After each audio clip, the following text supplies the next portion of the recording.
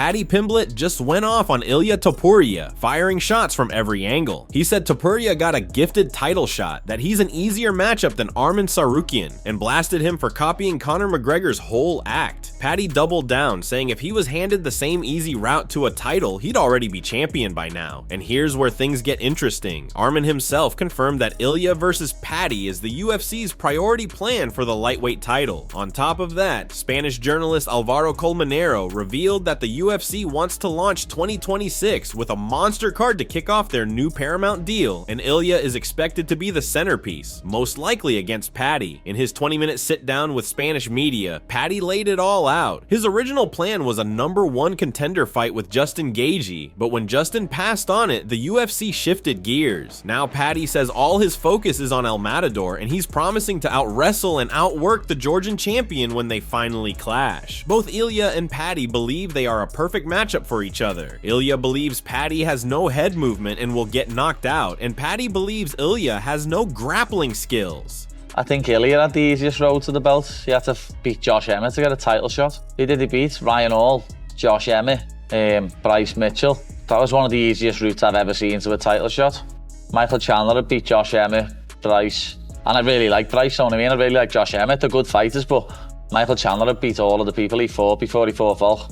And he wouldn't have beat Volk if Volk wasn't knocked out like 8 weeks earlier, 12 weeks earlier. You know what I mean? He got, everything's happened at the right time for Topuria, apart from when he fights me. I would do another fight before the title shot, but I keep saying, I just think it's the fight to make. You know, me and Ilia have got history. It's going to make the UFC more money than any other fight that they could do, really. So they need to make it.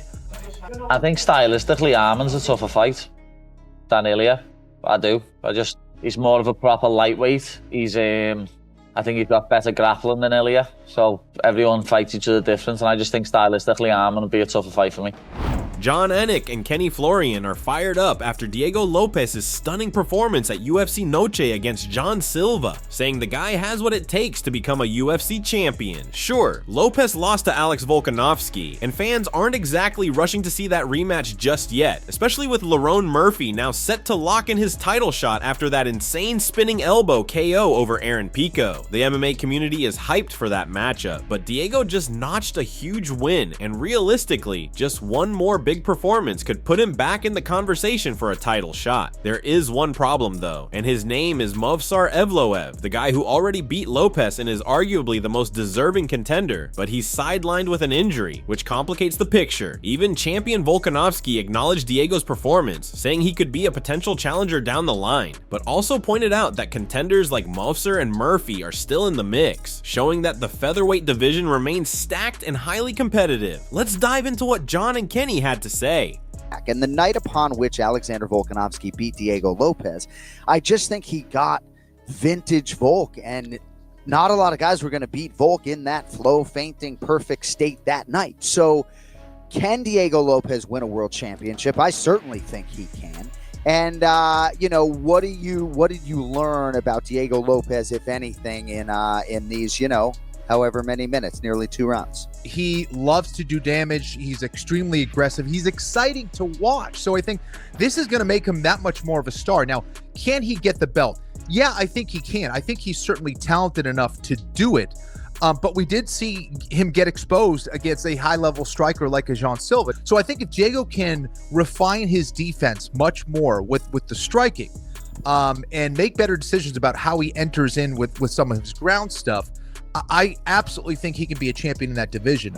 Alex Pereira just dropped a bombshell in his latest YouTube video, revealing that he ran into Magomed Ankalaev and his team at the UFC PI. According to Alex, the entire interaction was embarrassing for Ankalaev, who he claims literally hid in a small room once he realized Pereira was walking his way. Former champ didn't hold back, absolutely trashing Ankalaev and calling him a horrible champion and a complete embarrassment to the sport. Poatan even took the insults further, joking that Ankalaev might climb over the octagon fence and run away mid-fight when they clash again. The disrespect was loud and clear, and Pereira made it known he sees nothing but weakness in the Russian's mentality. This rematch is heating up big time. Pereira looks locked in, dead set on reclaiming the belt that slipped away from him, while Ankalaev is out here promising the opposite, that this time he won't leave it to the judges, and Pereira is getting finished. October is coming fast, and the bad blood between these two is boiling hotter than ever. Let's dive in.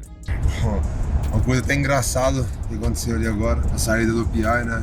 Eu vi ali o treinador do Ankalaev, eu fiquei ali na minha, mas não vi o Ankalaev. O engraçado foi na hora que eu saí do PI, e aí quando eu cheguei no carro, né? Um cara do meu time, né? Tava lá dentro ainda, né? E viu, tipo, a menina do PI falando pro Ankalaev, pode vir, ele já foi embora já. Tipo, porra, escondendo o cara, se escondendo o cara na salinha ali, velho. O cara acha que eu vou encontrar ele e vou sair brigando com o cara, velho. Pô, não sou idiota, né, velho? Mas o ponto de o cara se esconder na sala, velho, porque eu tô no mesmo ambiente, velho. Ah, pô, o cara é um frouxo, velho. Esse é um... Mas aí, tipo, pô, que campeão é esse, velho? Que campeão de merda, velho. Aí, achei a única besteira que eu falei, velho. Mas é um campeão de merda, velho, um cara desse. Mas sabe por quê? Não pelo que ele fala, mas hoje tem que se esconder numa sala, velho. Demonstrou que é um cagão, velho. Vamos ver. Speaking of UFC 320, the co-main between Merab Dvalishvili and Cory Sandhagen is already turning up the heat. The champ has made it clear he plans on knocking out Cory, but Cory fired back immediately, shutting the idea down and calling it a horrible plan, making it clear the champ shouldn't underestimate him. He knows Merab's pressure, pace, and cardio are no joke, and that striking with him isn't something you can just walk into. On top of that, the Georgian's coach has been hyping him like never before, saying that after his slick submission win over Sean O'Malley, Merab has transcended into a completely new fighter. Every single aspect of his game, from his relentless pace and wrestling to his striking, fight IQ, and conditioning, has improved drastically, making him a completely different threat in the cage. With the stakes this high, the tension building, and both fighters so confident, this co-main is shaping up to be one of the most electric must-watch matchups of the year, and it could completely shift the landscape of the bantamweight division, depending on who comes out on top.